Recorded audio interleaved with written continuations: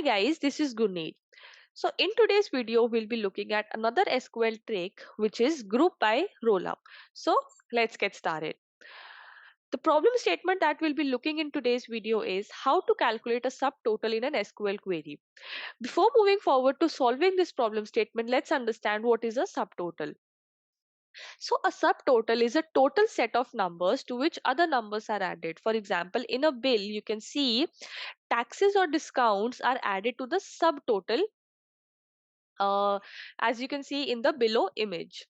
Right, when you go to a stationery table, stationery as well, you can see when you buy a certain items, that is the subtotal, but adding the discount or taxes to that is what it is, like adding it to the subtotal. Right, now, solving a subtotal in an SQL query can be a little bit complicated.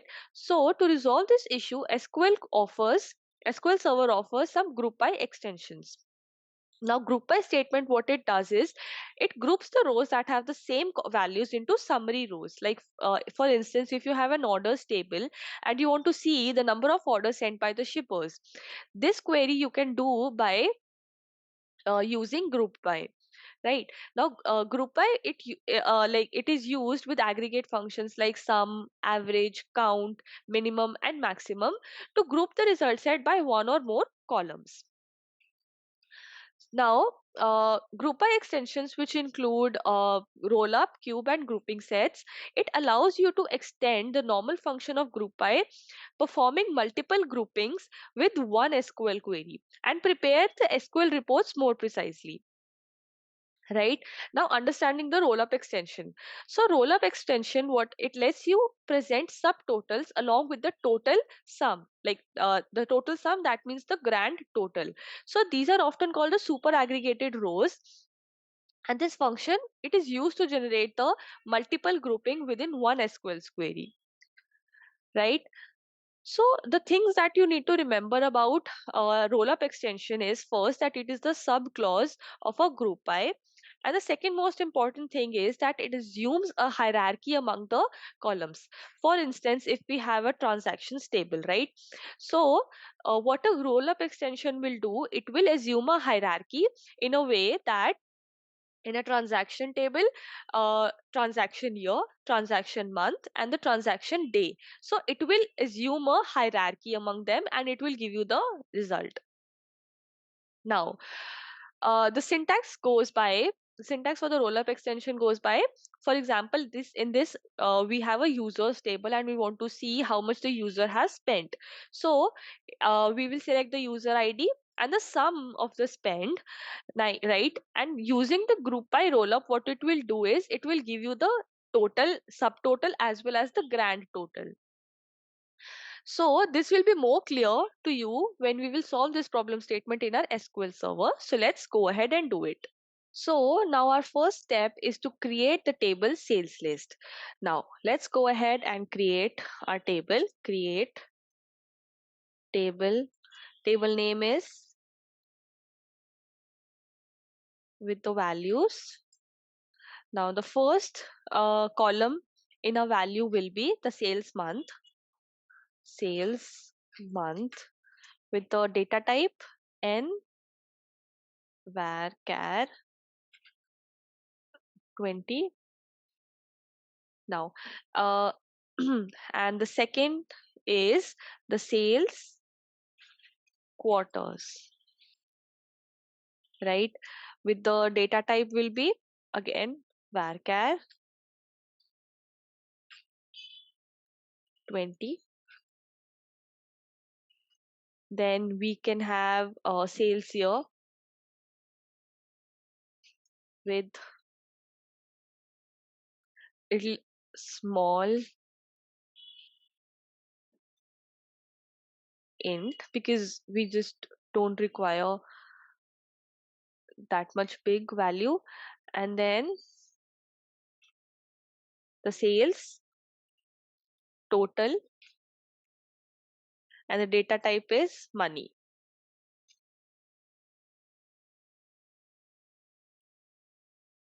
Right, and I will close the bracket. Now let's go ahead and execute it and create the table. So it says that the table has been created. So another thing that we need to check is whether our table is created. So you need to verify it just in case. So I have sales list and I will execute it. So sales month, sales quarter, sales year, and sales total. We have the columns. Now, another second step is to insert the values into our table, right? So now I have insert into sales list, sales month, quarters, year, total, and the values I have written in this manner, right? So let's just go ahead and execute this and execute. So you can see that a values has been inserted. Now a step is to verify. So what I'll do is I'll write down select star from sales list. So let me just go ahead and execute this. So now you can see that how many values are there? There are total 10 values, and we have sales month, quarter, sales year, and sales total, right? Now let's go ahead and solve our problem statement now. So I will be showing you our first using just our sales year. So I'll write down select. Now I'll be writing down the columns. So select, first is sales year, comma. Then our second is we need to calculate the sum. This is the aggregate function. So the sum of the sales, we need to calculate the total sum, right? So sales total.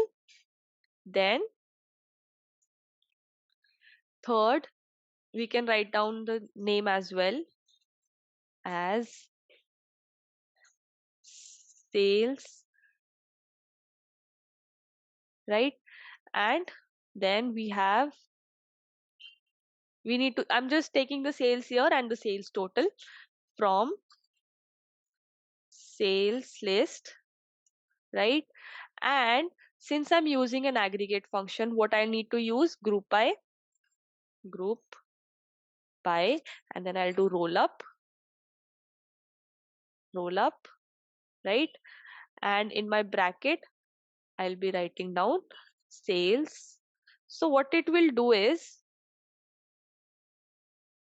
right now, if I execute it, what it will do, it will give me the grand total of the sales here and the sum of the sales total. So if I execute this, so it has given me the in the year 2019 we have the sales total as 700, then in a 2020 we have the 350, and then the subtotal, this is the subtotal, and this is the grand total.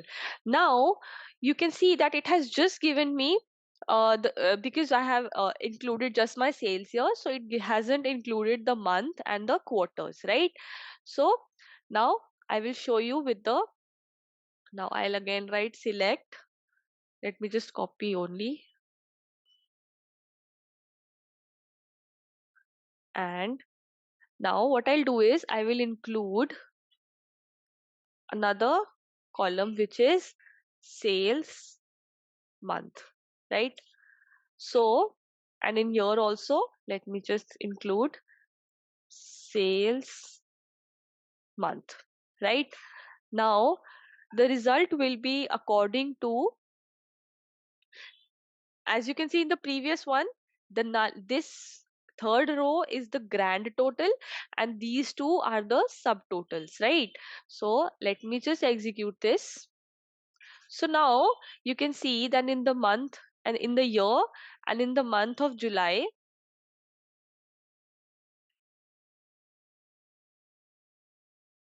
right? So the in the, wait, Right. So in the month, as you can see, that it has given me the July, March, May, all the months, and it has given me the grand total. Right. In the year wise, like in the 2019, it has calculated the months, and then for the 2019, the grand total is 700. Then again in the 2020, it has given me the subtotal, the grand total also as per the months, and this is the grand total. Right, these are the subtotals and that is the grand total. Now I can also do this by including sales quarter. So I'll just remove the sales month and I'll include the sales. Right. So if I execute this statement, you can see that according to the year, it has given me 4 quarters, Q1, Q2, Q3, Q4, and the grand total, which is 700. These are the subtotals, right?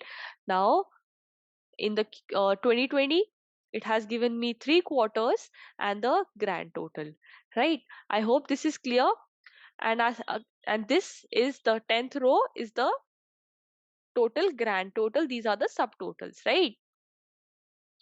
Now, let me just include, just copy only, right? So I will just include another, which is the sales month, right? So I have included everything in here, and in my quarters also I'll write down sales month. Right. Now you can see that I have included sales here, sales quarter, and the sales month. So if I execute it, let us see what's the result will look like. So you can see that in 2019, in the month of March, the total subtotal is 60. It has given me, right? This is for the month March. This is the grand total for the month, right? And then in the 2019, for the May, for July, for each and every month it has calculated the subtotal, and then in the last row this is the grand total, right? So I hope this problem statement is clear, and group by roll up extension is also clear. Thanks for watching. We'll come up with more videos on tips and tricks around SQL, so stay tuned and keep following for more.